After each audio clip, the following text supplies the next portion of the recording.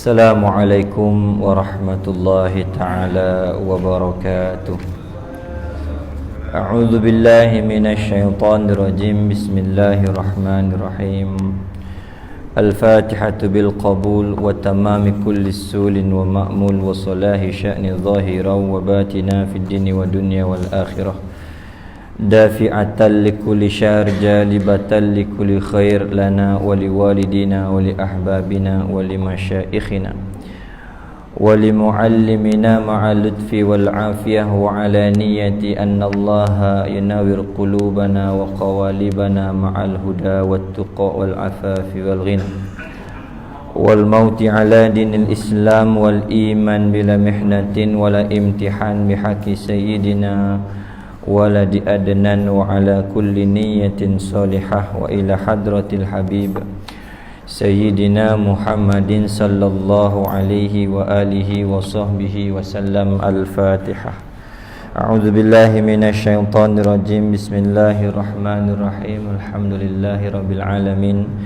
Ar-Rahmanir Rahim. Maliki yaumiddin. Iyyaka na'budu wa iyyaka nasta'in. Ihdinas siratal mustaqim. Siratal ladzina an'amta 'alaihim ghairil maghdubi 'alaihim waladdallin. Amin.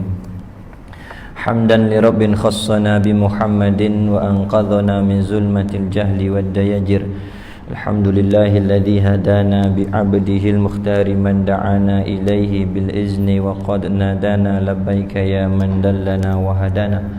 Allahumma salli ala sayyidina Muhammadin al-Fatih lima ughliq wal khatim lima sabaq nasiril haqqi bil haqq wal hadi ila siratikal mustaqim wa ala alihi haqqa qadrihi wa miqdarihi al-azim.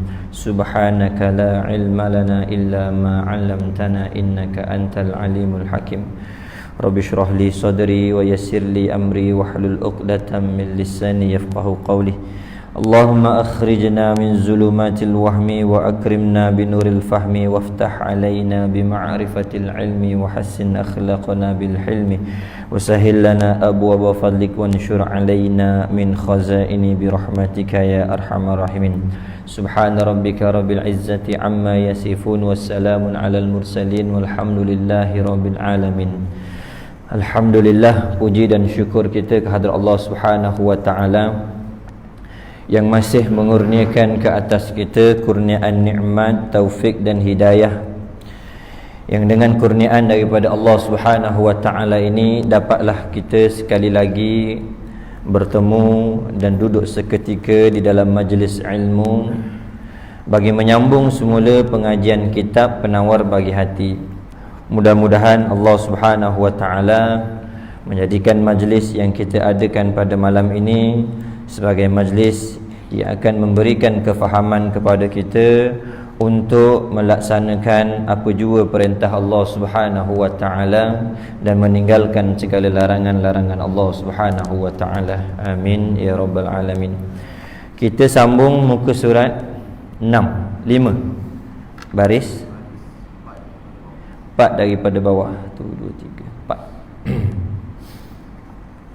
Dan setengah daripadanya melihat akan Quran. Situ. Qala musannifu rahimahullahu ta'ala wa nafa'ana bi ulumihi wa ulumina fid daraini amin ya rabbal alamin.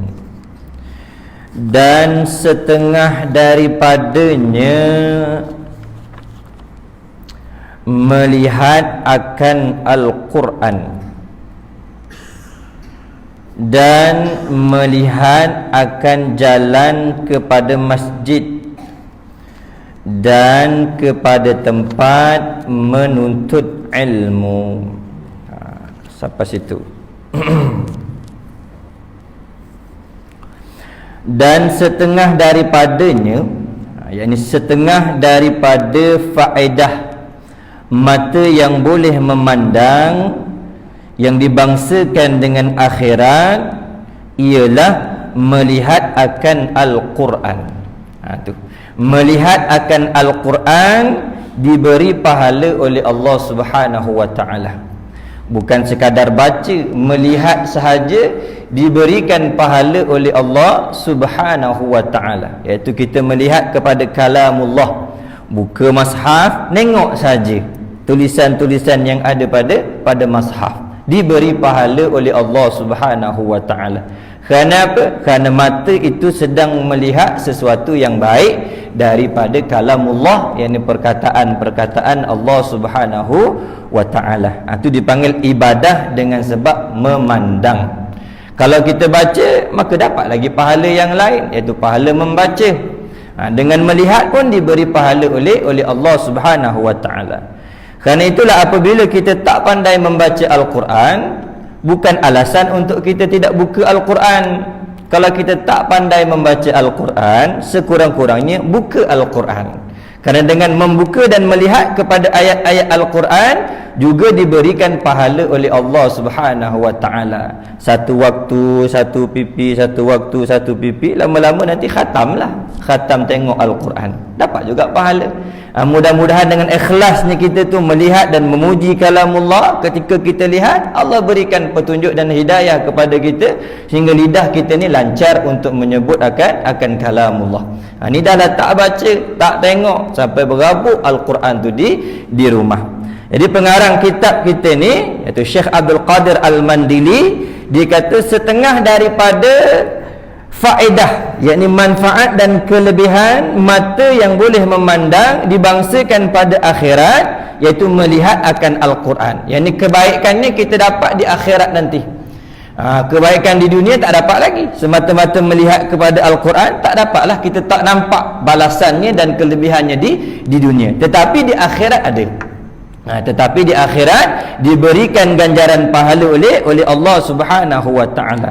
Selain daripada melihat kepada Al-Quran, ada beberapa perkara lagi yang apabila kita lihat diberikan pahala oleh Allah Subhanahu wa ta'ala.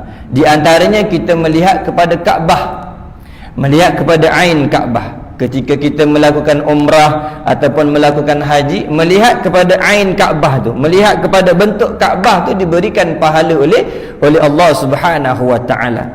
Juga kalau kita melihat kepada wajah kedua ibu bapa, melihat kepada wajah kedua ibu bapa dengan pandangan kasih sayang, dengan pandangan penghormatan, dengan pandangan kemuliaan kepada kedua ibu bapa, maka diberikan pahala oleh Allah Subhanahu wa ta'ala. Begitu juga ketika kita melihat kepada wajah isteri kita dan isteri melihat kepada wajah kita dengan pandangan kasih sayang, diberikan pahala oleh Allah Subhanahu wa ta'ala. Begitu juga ketika seorang murid memandang kepada seorang guru, seorang umat memandang kepada ulama, diberikan pahala oleh Allah Subhanahu wa ta'ala, dengan syarat pandangannya itu disertakan dengan penghormatan dan ta'zim, pengagungan terhadap kemuliaan yang ada pada diri orang dia pandang. Terkadang kita pandang juga, tapi pandang dengan geram. Ada juga orang pandang tapi pandang dengan geram, tengok juga tapi geram. Allah, yang tu tak diberi pahala. Ada juga di kalangan anak tu dia memandang kepada wajah ibu apa dengan perasaan geram, marah. Lagi-lagi orang tua yang dah tua, yang dah uzur, tengok geram, bila nak mati orang tua ni. Tengok juga. Kalau pandangan yang seumpama itu disertakan dengan perasaan marah dan benci, diberi dosa oleh Allah Subhanahu wa ta'ala. Tetapi kalau pandang disertakan dengan pengagungan, kemuliaan dan penuh adab dan kasih sayang kepada ibu bapa, selama mana kita memandang wajahnya, dicatat sebagai kebajikan, dapat pahala. Kerana itu bagi siapa yang masih ada kedua ibu bapa, balik pergi tengoklah. Kalau kampung jauh, baliklah, semata-mata nak tengok dia. Balik tengok, lama tenang, wajah dia pun memada dah. Allah Subhanahu wa ta'ala akan berikan keredaannya kepada kita. Kerana apabila kedua ibu bapa kita reda kepada kita, maka redalah Allah Subhanahu wa ta'ala, terutama ibu. Terutama ibu kita. Itu sebahagian daripada perkara yang apabila kita lihat diberikan pahala oleh Allah Subhanahu wa ta'ala. Dapat kebaikan, dapat kebajikan, dapat faedah yang dibangsakan kepada akhirat. Dan setengah daripadanya melihat akan jalan kepada masjid. Melihat akan jalan kepada masjid, iaitu melihat kepada jalan yang boleh membawa kita sampai kepada masjid. Kita ada mata-mata yang boleh melihat. keluar daripada rumah, kita tengok satu jalan, yang mana jalan tu membawa kita sampai kepada masjid, maka selama mana mata itu memandang kepada perjalanan yang membawa kita sampai kepada tempat ibadah seumpama masjid, selama itulah dihitung sebagai ibadah kepada Allah Subhanahu wa taala. Mata itu sedang melakukan ketaatan kepada Allah Subhanahu wa taala. Mata itu diberikan kebajikan oleh Allah Subhanahu wa taala. Bukan maksudnya melihat jalan kepada masjid tengok saja tak pergi. Ni jalan pergi masjid tapi duduk kedai kopi, dapat pahala tak? Tak dapat. Itu kenapa tengok jalan pergi masjid tapi tuannya tak pergi masjid, tak dapat pahala. Ni tengok dan kita bawa diri kita menuju ke masjid, maka diberikan pahala oleh Allah Subhanahu wa taala. Dinamakan ibadah dengan sebab memandang. Jadi tuan-tuan yang dirahmati Allah Subhanahu wa taala, kita ni nak beroleh pahala di sisi Allah taala mudah sangat. Mudah sangat kita nak beroleh pahala di sisi Allah Subhanahu wa taala. Walaupun kita kata tujuan kita nak menunaikan solat, tetapi sejak kita keluar daripada rumah dengan niat untuk mendirikan solat, segala pergerakan kita itu dihitungkan ibadah oleh Allah Subhanahu wa taala, selama mana kita tak melencong ke tempat yang lain lah. Kalau memang daripada rumah kita keluar tu memang niat kita nak menunaikan solat berjamaah di masjid, nak mendengar majlis-majlis ilmu, maka bergeraknya kita keluar daripada rumah tu, setiap langkahan kita, setiap gerakan kita dikatakan sebagai penghijrahan menuju kepada Allah dan menuju kepada Rasulullah sallallahu alaihi wasallam. Kenapa? Bergerak kita tu disertakan dengan niatun salihah, dengan niat yang baik. Maka setiap niat yang baik dia memberi peranan anggota kita mendapat kebajikan mengikut niat yang kita lakukan.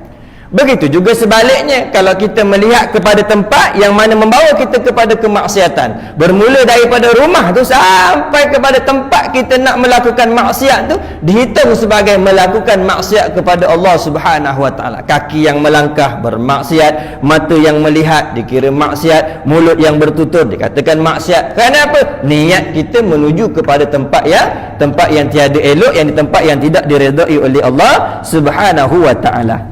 Jadi setengah daripada faedah mata yang boleh melihat, iaitu kita melihat akan jalan kepada masjid, yakni melihat kepada jalan yang boleh menyampaikan kita kepada masjid, dan melihat kepada tempat menuntut ilmu. Kita melihat kepada jalan yang boleh menyampaikan kita kepada tempat-tempat pengajian. Bila kata ilmu di sini merujuk kepada ilmu yang bermanfaat lah. Kita menuju kepada tempat-tempat yang boleh memberikan kefahaman kepada kita tentang ilmu-ilmu yang berkaitan dengan agama Allah Subhanahu wa taala. Jadi kita keluar daripada rumah dengan membawa sekalian anggota kita itu menuju kepada tempat menuntut ilmu, maka semuanya sedang beribadah kepada Allah Subhanahu wa taala. Semuanya diberikan pahala oleh Allah Subhanahu wa taala, terutama mata yang memandang. Kerana dengan mata inilah memudahkan kita untuk sampai kepada tempat yang kita ingin tuju. Tapi dengan syarat tempat yang kita nak tuju tu boleh memberikan kepada kita ilmu-ilmu yang bermanfaat, bukan ilmu yang tidak bermanfaat. Kerana ada juga ilmu yang tidak bermanfaat. Seperti mana doa yang diminta oleh Nabi kita Muhammad sallallahu alaihi wasallam. Nabi berlindung daripada ilmu yang tidak bermanfaat. Allahumma inni a'udzubika min ilmin la yanfa'. Ya Allah, aku bermohon kepadamu perlindungan daripada ilmu yang tidak bermanfaat. Apa maksud ilmu yang tidak bermanfaat? Ilmu yang kita pelajari tidak menambahkan rasa takut kita kepada Allah Subhanahu wa taala. Itu yang pertama. Yang kedua, ilmu yang tidak bermanfaat adalah ilmu yang kita pelajari, kita miliki tapi tak diamalkan. Itu pun termasuk dalam ilmu yang tidak bermanfaat. Kerana itu bila nak menuntut ilmu, pastikan ilmu yang kita pelajari ini termasuk ilmu yang memberi faedah kepada kita. Sama ada perkara yang boleh menyempurnakan fardu ain kita, ataupun yang boleh menyempurnakan fardu kifayah kita sebagai umat Islam. Maka tak salahlah kalau kita nak menuntut ilmu keduniaan, kerana ada ketika ilmu keduniaan ini berguna untuk umat Islam. Tetapi yang penting dahulukan dulu ilmu fardu ain. Jangan kita dahulukan ilmu fardu kifayah, meninggalkan ilmu fardu ain. Ini belajar ilmu fardu kifayah sampai ada master, doktor dan sebagainya, tapi sembahyangnya tidak. Puasanya tidak, halal haramnya tak tahu, maka itu salah lah. Kenapa salah? Sebab dia mendahulukan perkara keduniaan berbanding daripada perkara ukhrawi, yang menjadi tuntutan yang lebih utama atas diri dia. Jadi dengan menggunakan mata kita untuk melihat kepada jalan yang boleh menyampaikan kepada kita tempat-tempat untuk menuntut ilmu, diberikan pahala oleh Allah Subhanahu wa taala. Sebab tu kalau kita keluar daripada rumah, jangan satu niat. Rugi kalau satu niat. Memperbanyakkan niat. Jadi banyak pahala yang kita dapat. Keluar daripada rumah, nak solat berjamaah, nak niat iktikaf nanti, kemudian apa? Nak bersilaturahim, nak menuntut ilmu, nak berzikir, nak membaca Al-Quran. Setiap niat tu pahalanya lain-lain. Dia tak sama. Kalau semata-mata kita kata nak pergi sembahyang, maka niat pergi sembahyang je lah. Jadi kalau kita menggandakan niat, semakin banyak kita buat sesuatu dengan niat-niat yang baik, semakin banyak pahalanya di sisi Allah Subhanahu wa taala. Kerana apa? Kerana niat seseorang itu terkadang lebih baik daripada perbuatan dirinya sendiri. Kerana terkadang niat itu lebih sempurna keikhlasannya berbanding daripada perbuatan amal zahir yang kita lakukan. Kan tu memperbanyakkan niat ni termasuk dalam perkara yang baik. Dituntut dalam syariat kita. Kemudian, dan setengah daripada faedahnya yang bangsa dunia. Masuk pada membicarakan tentang faedah mata yang dinisbahkan kepada kegunaan dunia. Dia kata dan setengah daripada faedahnya, yakni faedah mata yang bangsa dunia, yang dibangsakan kepada kegunaan dan faedah di dunia. Mana dunia? Ini tempat kita berada sekarang ni.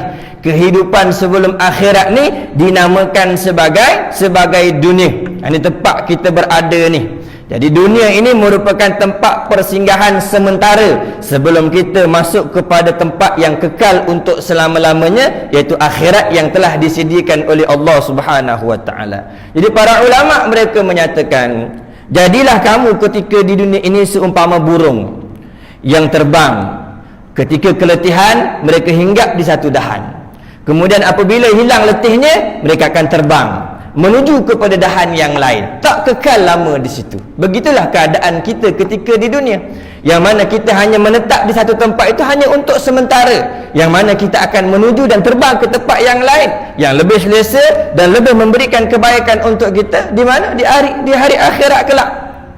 Jadi janganlah seolah-olah kita jadikan dunia ni tempat untuk kita kekal selama-lamanya, sehingga apabila kita mencari dunia, seolah-olah dunia itulah milik kita semua, sehingga kita menyediakan bekalan di dunia ni seperti kita tak nak tinggalkan dunia. Ini kebiasaan yang berlaku kepada kita sekarang ni.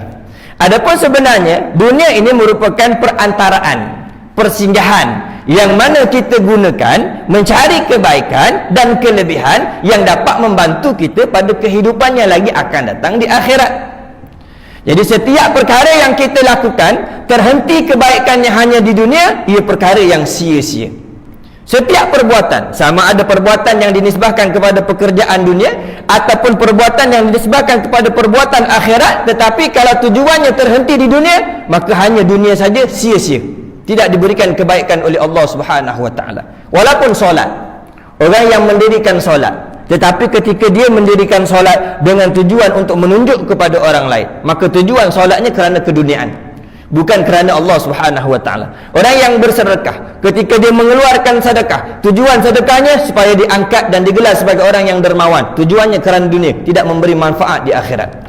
Orang yang mengajarkan ilmu, tujuan dia mengajar supaya digelar sebagai orang yang alim, supaya dipanggil sebagai orang yang hebat, supaya diangkat kedudukannya pada kedudukan yang tinggi, supaya ramai pengikut-pengikutnya. Maka tujuan dia menuntut ilmu kerana dunia, bukan akhirat, maka tidak ada faedah di akhirat.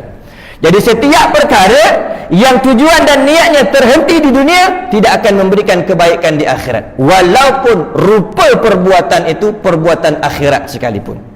Kalau itu kita kena ingat, dunia ni tempat kita gunakan untuk bercucuk tanam, yang mana hasil tanamannya kita akan rasai di hari akhirat kelak. Kerana itu carilah dunia yang boleh membantu kita menyempurnakan ketaatan kita kepada Allah. Carilah harta, tak salah, tapi harta yang boleh membantu kita untuk kehidupan di akhirat. Carilah kedudukan yang boleh membantu kita ketika berada di akhirat. Carilah apa jua kesenangan di dunia ni dengan syarat kesenangan yang boleh membawa kita mudah untuk hidup di hari akhirat kelak.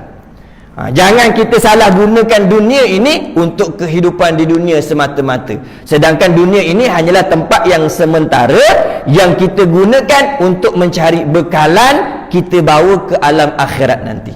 Jadi di dunia ni sebaik-baik bekalan yang kita perlukan adalah taqwa. Bertakwanya kita kepada Allah Subhanahu wa taala. Allah berfirman dalam Al-Quran, wa tazawwadu fa inna khairaz zadi taqwa. Carilah bekalan.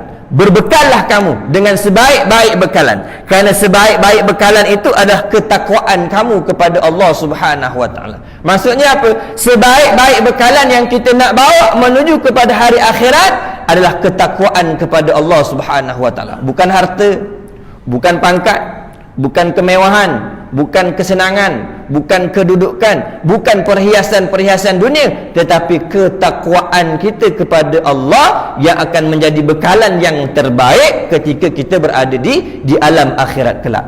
Kerana itu gunakanlah dunia ini sebagai tempat ataupun jambatan untuk kita mencari kebaikan-kebaikan yang boleh membantu kita untuk sampai kepada akhirat Allah Subhanahu wa taala. Nak tinggalkan dunia pun tak boleh, kerana kita berada pada dia. Kerana itu dalam Al-Quran pun Allah Subhanahu wa taala mengajarkan doa Rabbana atina fid dunya hasanah. Maknanya apa? Dunia tak boleh nak ditinggalkan. Kerana itu kita minta kepada Allah Ta'ala, ya Allah, berikanlah kepada kami ini kebaikan di dunia. Jadi apa kebaikan di dunia? Dapat harta yang tak melupakan kita kepada Allah. Dapat kedudukan yang tak melupakan kita kepada Allah. Dapat kesenangan yang tak melupakan kita kepada Allah. Ada isteri yang tak melupakan kita kepada Allah. Ada anak yang tak melupakan kita kepada Allah. Itu merupakan kesenangan dunia. Tetapi kesenangan dunia yang tak melupakan kita kepada urusan akhirat. Dan kita minta juga kebaikan di akhirat. Wa fil akhirati hasanah, dan berikanlah kepada kami kebaikan di hari akhirat. Apa kebaikan di hari akhirat? Diampunkan segala dosa kita, dimasukkan ke dalam syurga, dan dibalas dengan segala nikmat-nikmat yang telah dijanjikan oleh Allah Subhanahu wa taala. Jadi carilah dunia, tapi jangan sampai melupakan kepada Allah Subhanahu wa taala. Kalau sampai melupakan kepada Allah Subhanahu wa taala, maka kita tak ubah seperti orang yang tidak beriman kepada Allah Subhanahu wa taala. Nabi sallallahu alaihi wasallam menyatakan ad-dunya sijnul mu'min wa jannatul kafirin. Dunia ini merupakan penjara bagi orang-orang yang beriman. Bagaimana orang yang duduk dalam penjara? Bebas tak? Tak bebas. Walaupun makan diberi, pakaian diberi percuma, bilik diberi percuma, tapi dia bebas tak? Tak bebas. Dia ada perkara-perkara yang perlu dia tunaikan. Ada tanggungjawab yang perlu diselesaikan. Ada hukuman-hukuman yang perlu dia dilaksanakan duduk dalam penjara. Kita orang beriman begitulah. Allah beri kita rezeki, Allah beri kita kesenangan, Allah beri kita kenikmatan. Adakah kita bebas boleh menggunakan setiap nikmat yang diberikan oleh Allah Ta'ala? Tak. Kita ada tanggungjawab. Apa tanggungjawabnya? Melaksanakan segala perintah-perintah Allah Subhanahu wa taala. Tetapi dunia ini merupakan syurga bagi orang-orang kafir. Kenapa syurga bagi orang-orang kafir? Kerana orang-orang kafir bila dapat kesenangan, seolah-olah dunia ni selama-lamanya milik mereka. Kerana itu bila dapat kekayaan, mereka nak tambah lagi, walaupun dengan cara yang salah sekalipun, sampai menzalimi orang lain, sampai menyakiti orang lain, sampai mengkhianati orang lain, sampai tak mengikut aturan-aturan Allah Ta'ala pun, mereka tak hirau. Kenapa? Bagi mereka inilah syurga mereka. Dunia ni adalah syurga mereka. Tapi kita orang beriman tidak. Dunia ni bukan syurga kita. Adapun syurga yang sebenar di hari akhirat yang telah disediakan oleh Allah Subhanahu wa taala. Itu maksud dunia. Itu sedikit berkenaan dengan dunia. Jadi mata ni ada juga faedahnya, ada kebaikan, ada manfaatnya yang dibangsakan kepada dunia, yakni urusan kehidupan kita sekarang ni. Antaranya apa? Melihat kepada perusahaan. Dia kata dalam kitab tu, melihat kepada perusahaan engkau. Yang ini kegunaan mata, ketika di dunia ini, dengan sebab mata yang boleh memandang, dia memudahkan kita untuk menyelesaikan apa jua perkara yang kita usahakan. Kalau ada perniagaan, jadi lancar dengan sebab ada mata yang boleh memandang. Kalau ada pekerjaan, jadi lancar dengan sebab mata yang boleh memandang. Kalau kita ada perkara-perkara yang kita nak tuju satu-satu tempat, sama ada untuk urusan diri sendiri ataupun urusan kekeluargaan ataupun urusan pekerjaan, dengan sebab ada mata ni, mudah atas kita ni nak melaksanakan dan menyelesaikan pekerjaan-pekerjaan yang kita ada, amanah-amanah yang dipikulkan atas kita. Atau kelebihan mata yang boleh memandang. Kalau orang mata dia tak boleh memandang, banyak mana pekerjaan yang tak mampu dia lakukan? Banyak. Cuba kita bezakan ketika kita muda dan kita dah berumur sekarang lah. Waktu muda mata cerah, semua boleh tengok, surat khabar ke, surat-surat datang ke. Tapi ketika dah tua ni, mata dah mula tak nampak.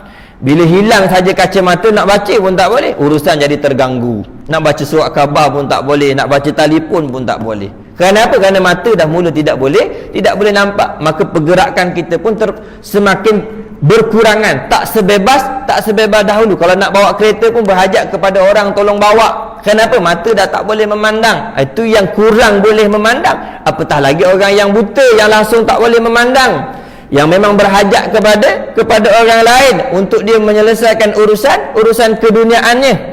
Kerana itu kita kena mensyukuri nikmat mata yang Allah Ta'ala berikan kepada kita. Kerana dengan mata yang boleh memandang ni, banyak mana dah nikmat yang kita perolehi. Hari ni kita beroleh kedudukan, sama ada dalam pekerjaan ataupun dalam kehidupan, berjayanya kita dengan sebab nikmat yang diberikan oleh Allah Subhanahu Wa Ta'ala. Sedar ataupun tak sedar, itulah kenyataannya, bahawa berjayanya kita kerana nikmat yang diberikan oleh Allah Subhanahu Wa Ta'ala. Kalau kita tak ingat bahawa kejayaan kita ini dibantu dan ditolong oleh Allah Subhanahu Wa Ta'ala, maka kita termasuk di kalangan hamba yang mengkufuri nikmat yang telah diberikan oleh Allah Subhanahu Wa Ta'ala. Termasuk dalam kalangan hamba yang melupakan jasa, dipanggil hamba yang tak mengenang budi.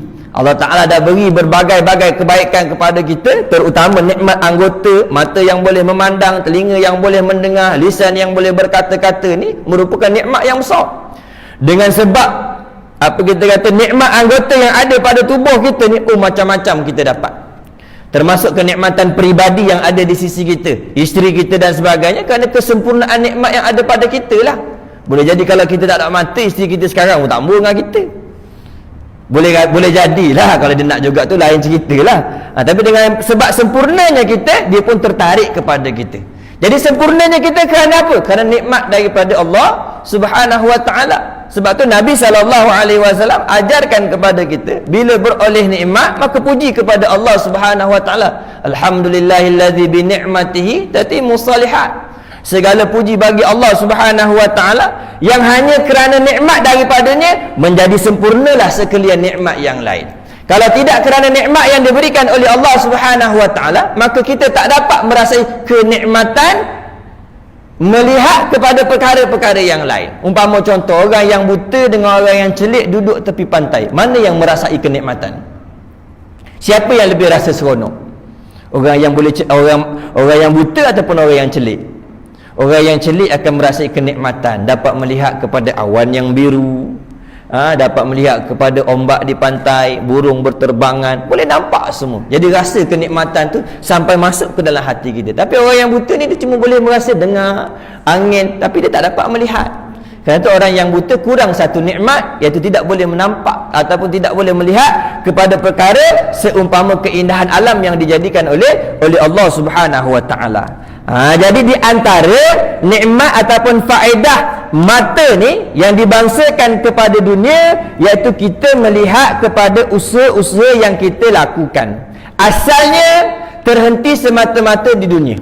Kita buat kerja, kita berniaga, apa juga urusan kita di dunia ni terhenti di dunia, melainkan kita niatkan perbuatan tersebut menjunjung perintah Allah Subhanahu Wa Ta'ala, maka penglihatan yang asalnya keduniaan menjadi manfaat untuk akhirat. Bila kita buat kerja, kita niatkan, kita yang lelaki keluar daripada rumah, Apa tujuan kita bekerja? Mencari nafkah, untuk memberi makan kepada anak isteri kita, untuk menampung orang tua yang ada di rumah. Maka keluarnya kita daripada rumah menuju ke tempat pekerjaan dihitung sebagai ibadah. Sama seperti mana kita melangkahkan kaki menuju ke masjid, sama seperti mana kita melangkahkan kaki menuju ke tempat-tempat menuntut ilmu. Kenapa? Niat kita itu nak mencari redha Allah Subhanahu wa taala, nak menyempurnakan apa yang menjadi tanggungjawab kita yang diperintahkan oleh Allah Subhanahu wa taala. Maka selama mana kita berada di tempat kerja, mata memandang kepada pekerjaan, mata melihat kepada perniagaan, mata melihat kepada apa yang diusahakan, semuanya dihitungkan ibadah di sisi Allah Subhanahu wa taala. Dapat pahala. Selama mana kita tak melakukan perkara-perkara kemaksiatan. Sebab tu bila kita bekerja, pastikanlah pekerjaan yang kita buat itu tidak bercampur dengan perkara-perkara yang haram. Kemudian apabila kita dah bekerja, pastikan pula rezeki yang kita dapat tu jangan disalurkan ataupun jangan digunakan kepada perkara-perkara yang haram. Kenapa? Semua itu akan menghilangkan keberkatan dalam perkara yang kita usahakan. Jadi berkatnya rezeki itu, yang pertama, apabila pekerjaan yang kita buat tu termasuk dalam pekerjaan yang diperintahkan pada syarak. Ini perkara-perkara yang bukan pekerjaan yang haram dan pekerjaan yang maksiat. Kemudian yang kedua, hasil yang kita perolehi daripada pekerjaan yang kita buat tu, kita gunakan kepada perkara-perkara yang dituntut pada syarak. Kalau ada tanggungjawab, beri nafkah kepada isteri, beri nafkah kepada anak-anak, beri nafkah kepada ibu bapa, dan gunakanlah keperluan tersebut untuk memenuhi keperluan asas kita untuk menyempurnakan ibadah kepada Allah Subhanahu wa taala. Nescaya berkat. Walaupun sedikit kita dapat akan mencukupi kehidupan kita. Tetapi bila kita bekerja, kajinya banyak, kita salurkan kepada tempat-tempat yang tiada patut, kita salurkan kepada tempat-tempat yang tiada elok, maka ketika itu pekerjaan kita, hasil yang kita perolehi tidak sempurna.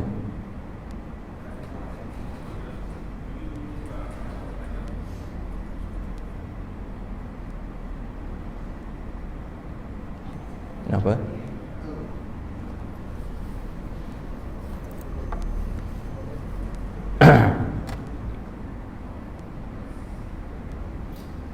Okey, baik. Kerana itu kita letakkan pekerjaan kita, apa yang kita buat dengan niatun salihah, dengan niat-niat yang baik, supaya setiap apa yang kita lakukan diberikan pahala oleh Allah Subhanahu wa taala. Jadi mata kita ni banyak manfaatnya di dunia. Baik. Kemudian, dan melepaskan engkau daripada segala yang menyakiti. Di antara kegunaan mata kita ni yang Allah Subhanahu wa taala berikan kepada kita sehingga boleh melihat ni, apa faedahnya? Melepaskan diri kita daripada segala perkara yang menyakiti. Dengan sebab mata yang boleh memandang ni boleh melepaskan kita daripada perkara yang dapat memudaratkan atas diri kita.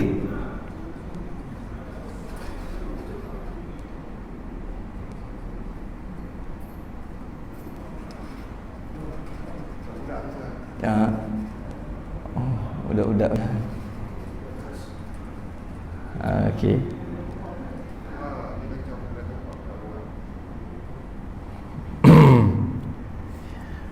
Baik. Jadi mata yang boleh memandang ni, di antara kegunaan dan manfaatnya yang lain apa dia? Dengan sebab mata kita boleh melihat, banyak perkara yang memudaratkan atas diri kita ni terlepas. Sebab mata kita boleh melihat. Antaranya apa? Seperti jatuh. Seperti jatuh dan berlaga. Dengan sebab mata kita boleh melihat, kita boleh menjaga diri kita daripada terjatuh. Ataupun kita boleh menjaga diri kita daripada berlaga ataupun kemalangan.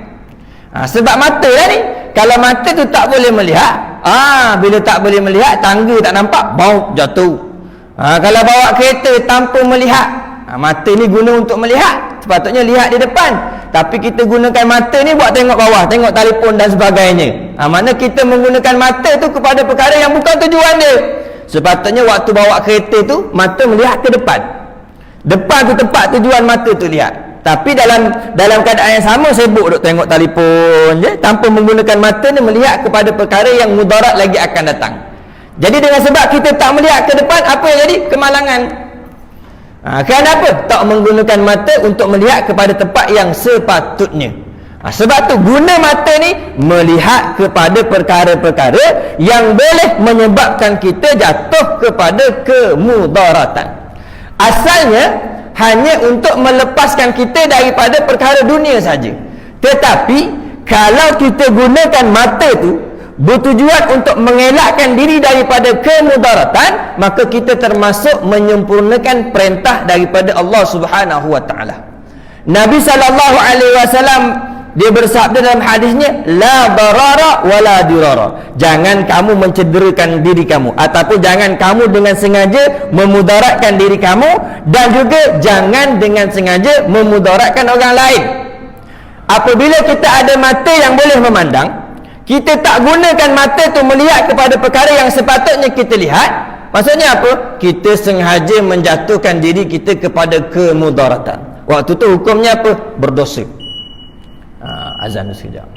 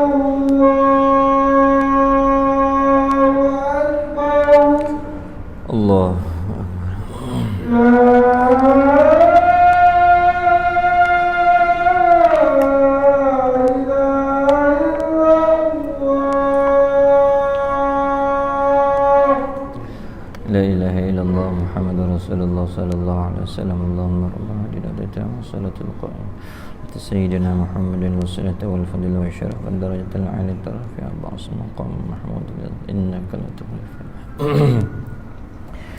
Bismillahirrahmanirrahim. Jadi antara sebahagian daripada faedah mata ataupun manfaat mata ketika di dunia, dia melepaskan kita daripada segala perkara yang menyakiti. Maksudnya apa? Melepaskan kita daripada segala sebab-sebab yang boleh menyebabkan kita jatuh kepada perkara-perkara yang menyakiti diri kita. Kerana perbuatan hamba ni dia terbagi kepada dua. Dua-duanya dijadikan oleh Allah Subhanahu Wa Taala. Yang pertama namakan ikhtiariyah, perkara yang kita usaha, perbuatan yang kita usaha, ataupun kita kata perbuatan yang sengaja, memang sengaja kita buat. Yang kedua dipanggil perbuatan yang tidak sengaja, yang di luar kawalan kita. Seumpama apa? Terjatuh, terpukul, terluka, semua tu benda yang tak sengaja, yang kita tak boleh nak elak. Jalan tak nampak tunggul, tersepak tunggul. Atau dipanggil tersepak tunggul. Ada ketika memang sengaja kita sepak. Memang kita sahaja sepak. Tu dipanggil perbuatan yang kita ikhtiar, kita usaha. Jadi kedua-duanya ini merupakan perkara dan perbuatan yang dijadikan oleh Allah Subhanahu Wa Taala. Jadi mana kegunaan mata? Kegunaan mata untuk perkara yang ikhtiariyah dipanggil, yang kita usaha. Bila kita boleh melihat, maka kita boleh jadikan penglihatan kita itu sebagai penjagaan untuk mengelakkan diri daripada jatuh, untuk mengelakkan diri daripada berlaga, untuk mengelakkan diri daripada luka, untuk mengelakkan diri daripada kemalangan. Itu tujuan mata. Tujuan mata ketika boleh melihat. Adapun perkara yang kita tak boleh nak kawal, perkara yang tidak sengaja, maka itu tak boleh nak diselamatkan dah. Kerana benda tu benda yang di luar kawalan kita, di luar usaha kita, iaitu benda yang tidak sengaja. Jadi manfaat mata ni, apabila kita boleh melihat, dia boleh menyelamatkan diri kita.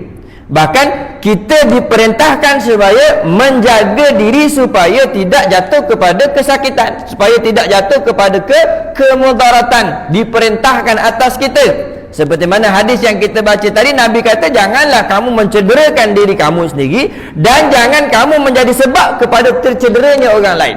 Kerana itu termasuk dalam perkara yang ditegah oleh Allah Subhanahu Wa Taala. Cederakan diri sendiri pun tak boleh, mencederakan orang lain pun tak boleh, kerana haram perbuatannya. Ambil pisau saja potong boleh tak boleh, haram. Mata babek boleh melihat, ambil sudu, garpu, congkir keluar, tak boleh. Itu dipanggil sengaja mencederakan diri, maka hukumnya haram. Diri sendiri pun kita tak boleh cederakan, orang lain pun kita tak boleh cederakan. Kerana tu ada hukum qisas dipanggil, balas atas perbuatan yang kita buat. Kalau kita mencederakan orang dengan sengaja, kita pukul dia atau apa, ada dia punya denda-denda yang tertentu, diat-diat yang telah ditetapkan pada syarak akibat daripada perbuatan kita dengan sengaja mencederakan orang lain. Itu agama kita. Disuruh jaga diri kita dan juga menjaga orang lain supaya tidak berlaku kesakitan. Jadi di antara sebab yang boleh melepaskan kita daripada jatuh kepada kesakitan ataupun berlakunya kemudaratan, iaitu mata.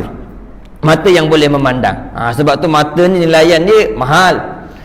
Mata ni harganya mahal. Kalau nak dibuat pemindahan pun mahal. Kerana dia termasuk dalam nikmat yang besar yang diberikan oleh Allah Subhanahu Wa Taala. Banyak urusan keduniaan ini dapat kita selesaikan, dapat kita tunaikan dengan sebab nikmat mata yang boleh memandang. Kerana tu kita kena ingat. Itu sebahagian daripada faedah mata yang dijadikan oleh Allah Subhanahu Wa Taala boleh memandang. Pernah fikir tak benda ni semua? Kita ada mata ni kenapa? Apa nikmat mata? Apa faedah mata? Apa kebaikan mata? Pernah fikir tak? Tak pernah fikir. Sebab tu kita ikut dan kita, ikut suka kita nak tengok apa. Sebab kita tak pernah fikir bahawa mata ni Allah Ta'ala jadikan dia punya manfaat tu sangat besar. Bukan sahaja untuk akhirat, bahkan dunia ni pun kita berjaya mencapai apa yang kita inginkan dengan bantuan mata.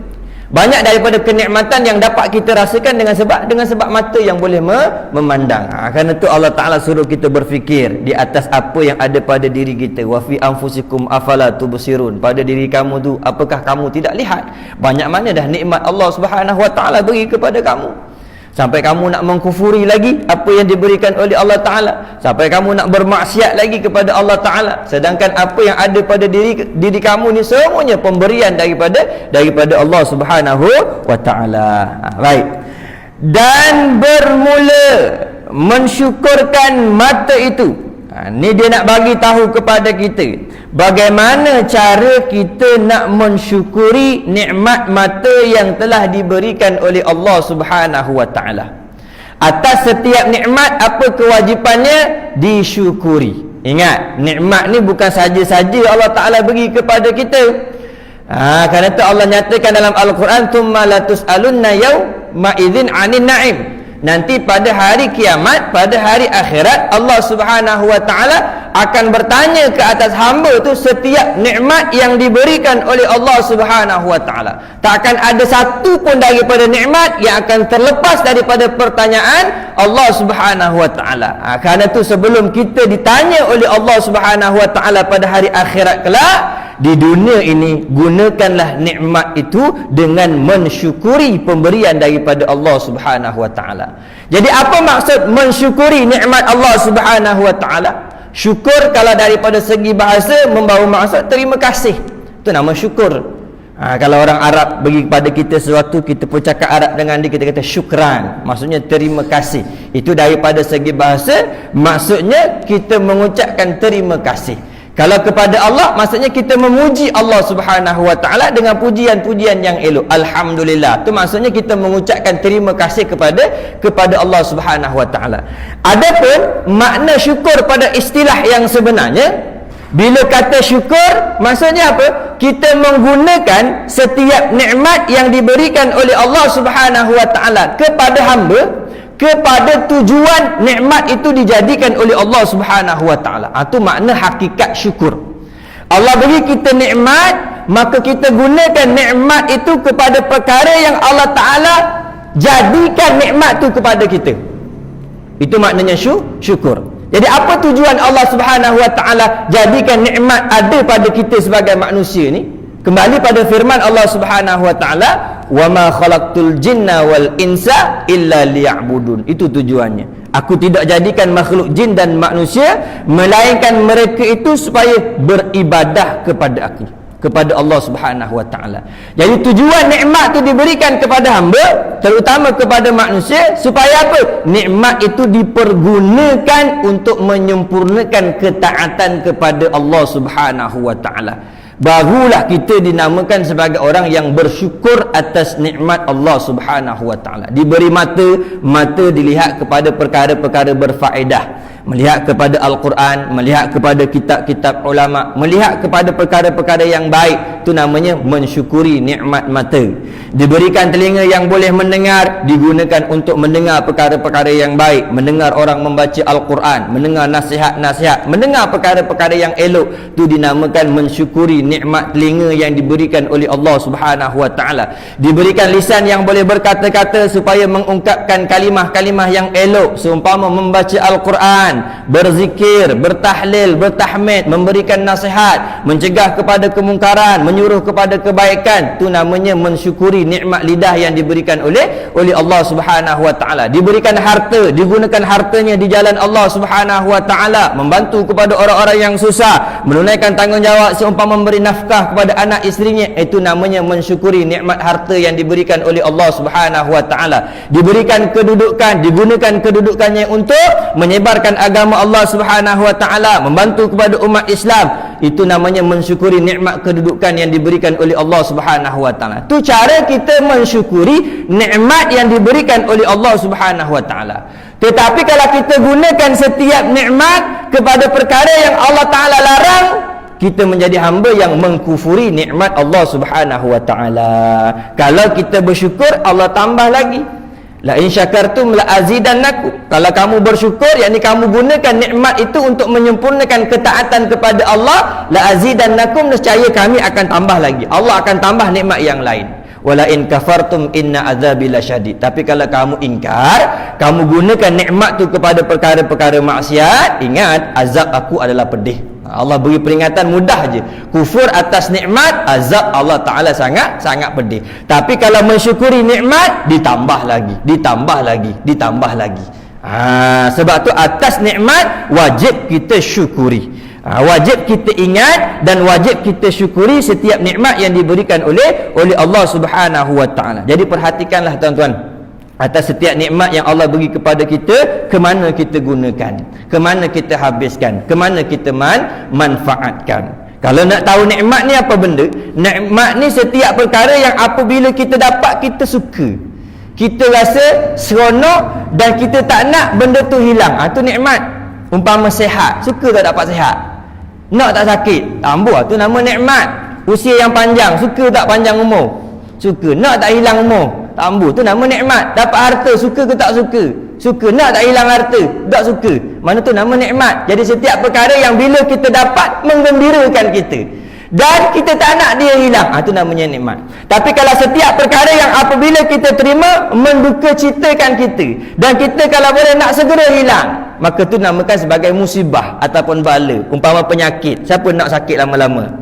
Tak nak. Tak ada orang nak sakit lama-lama. Tak ada orang nak jatuh sakit. Kalau boleh nak jauh daripada sakit.